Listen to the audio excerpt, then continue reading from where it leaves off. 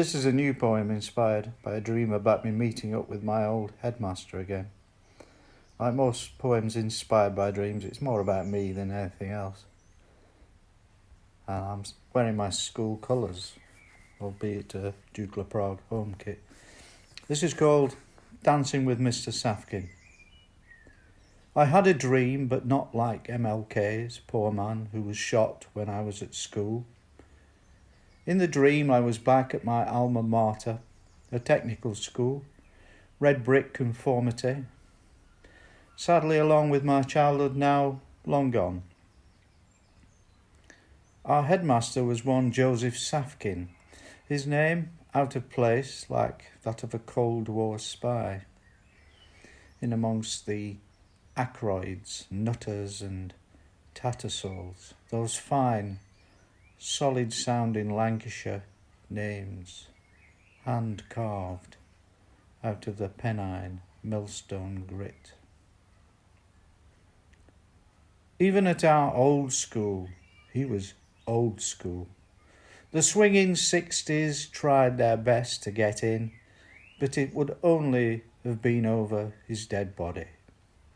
His use of the word kinema with a hard C when speech day at the Grand came around was an anachronism that came from where? His time at the LSE? Rendezvous in Vienna? He would breeze about the quadrangles, never leaving the school's original buildings. His home remained in the recalled academia, not the harsh modern surfaces of a technical school. Joe Crow! Back then, who would have dared? As his black cloak billowed out behind him, chugging like a tiny Black 5 steam train, a Hornby 00, puffing out clouds of St. Bruno into the rarefied air of his academic ideals.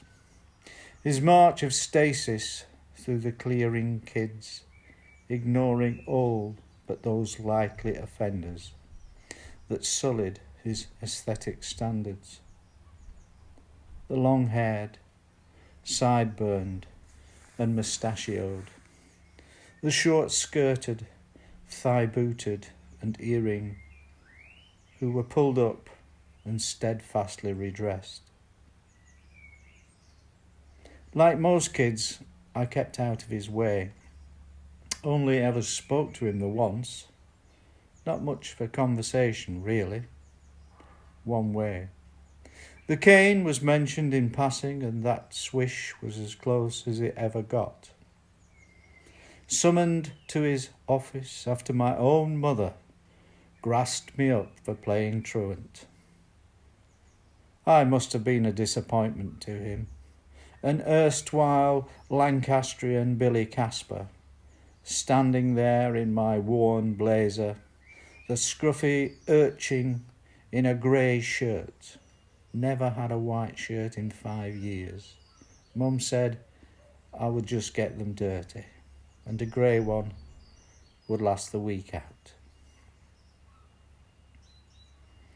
But in the dream, I am wearing a white shirt.